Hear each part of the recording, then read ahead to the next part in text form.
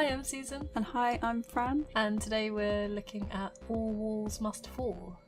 All Walls Must Fall is a tech noir spy thriller, and it's set in Berlin in 2089, but it's an alternate timeline where the Cold War never ended. And it's a bit of a strange looking one. It bills itself as a game in the air quote isometric action tactics genre, and it also describes itself as XCOM meets Braid, which I think is fair. I think as someone who hasn't played either of those, I'm going to take that as a yes. I'll assume that. But you command a secret agent. Mm-hmm. One thing I did notice about this guy is very buff, has got a nice piece of shoulder armour, and I think really the idea is that you use sort of stealth, you can use combat and social skills, as I've worked out in this game, to infiltrate various establishments. So you'll have a goal given to you at the beginning of a level, which can be, for example, assassinate a certain character, find certain objects, or hack certain things. And then it's kind of up to you. You're just kind of unleashed on the level to complete the objective in any way that you see fit. But what I think is strange about this game, and it did take some getting used to, was the method of movement. There's a constantly ticking bar in the bottom right hand corner, which is essentially like your time, and moving takes time, but finding things gives you back time. Yeah. And you have to strike this really weird balance between exploring and taking actions. You can sort of gain time back by finding new locations, but you can lose time by hacking a door. Yeah, there's sort of costs against time for doing things different ways. Or in my case, I just barged the door down. Did you just barge them down? Yeah. I always paid the time penalty because I was trying to be stealthy. I'm never stealthy. Guns blazing, that's always me.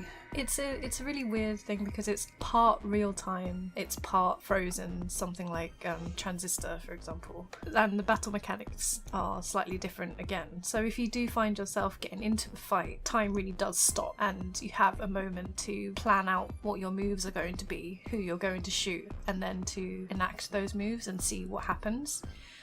You'll be warned if your agent's going to get shot, and you have the power to kind of rewind time and try again. Yeah, and I quite like the fact that you can actually sort of defend yourself against getting hit. You get a little shield pop up next to your agent, and it shows you which side your defense is. So if you stood next to a wall, the shield will pop up next to the side where the wall is.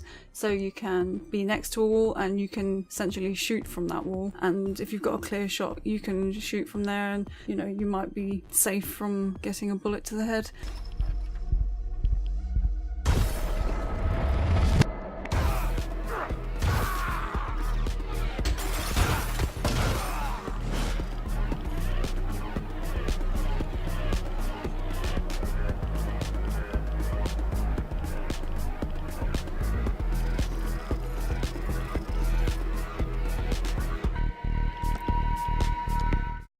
So very quickly it can become stealthy, and then suddenly all guns blazing. But I've noticed that the terrain can get blown up as well. Really? Yeah, the pillars get destroyed. Really? Maybe I've just been in a lot of gunfights. I feel like we were playing a completely different game. Yeah, well, I accidentally let one of the alarms off on one of my playthroughs. I mean, I didn't know what it was, so I walked straight to it. And so all the guards came out running, so I went and hid, and things were getting shot up. Oh my gosh. But yeah, I think it's one of those games where you will have different experiences and playthroughs because the environments are procedurally generated, so you won't necessarily get a chance to sort of learn or improve upon your previous mistakes, which I learnt the hard way. But it makes for interesting gameplay. Yeah, I think so. And I like that kind of like mechanic where you're forced to really think on the fly, and you're forced to not hesitate as well. Because if you stop and think too hard about what you're doing, your time will run down and you'll find that you can't do anything. So you have to constantly be moving and constantly be thinking. It makes you think in a completely different way, I found. Yeah, and there's lots of places to explore as well. I mean, the places I were looking through, the levels I was looking in were like nightclub levels, and the more you explore, the more time you gain back. And it's the environments are quite interesting to explore anyway. And because the other thing that you can do in this game is use social engineering in a way, like you can sweet talk guards and things like that into letting you into places or not shooting you in the head and, and things like that. The first time I went into the club, I didn't know you could do it, so I just killed the guard. The second couple of goes, one of my attempts to sweet talk the guard was by asking him, "Hey guys, look, I left my coat in the club. Can I just go and get it?" He's like, "No, go away." But I was persistent, so I was just like, "Please, come on, just let me in." And they were like, "No, go away." And then you sort of and then the story was kind of like, it was kind of picking at his family then, and yeah, it was just gonna go nowhere, and I was just being abusive to him and I think his family, No.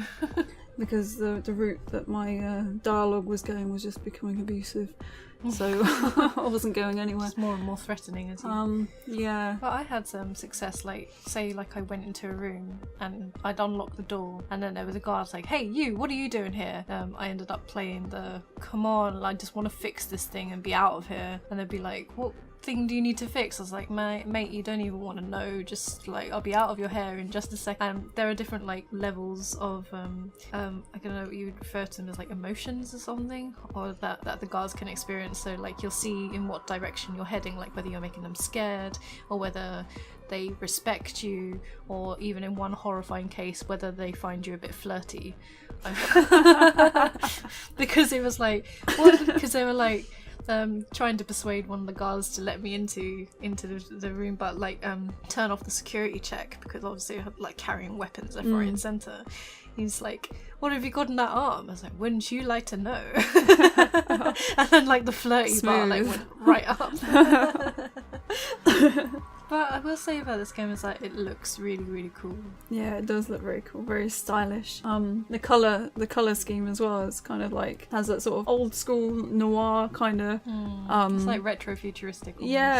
Yeah, like a cold but like future feel. Yeah, it's got a nice style to it, definitely. And it really goes with the soundtrack as well. I really, really enjoy the music. Yeah, sort of electronica techno feel, like future club music. But I guess like the levels I've been in, just you're in a club as well. Yeah, and the lights flashing and people are moving, and your little character's like moving along to the beat as well. Yeah, when you move your character through the environments, he sort of like moves to the beat. Yeah. Like he's having a little party.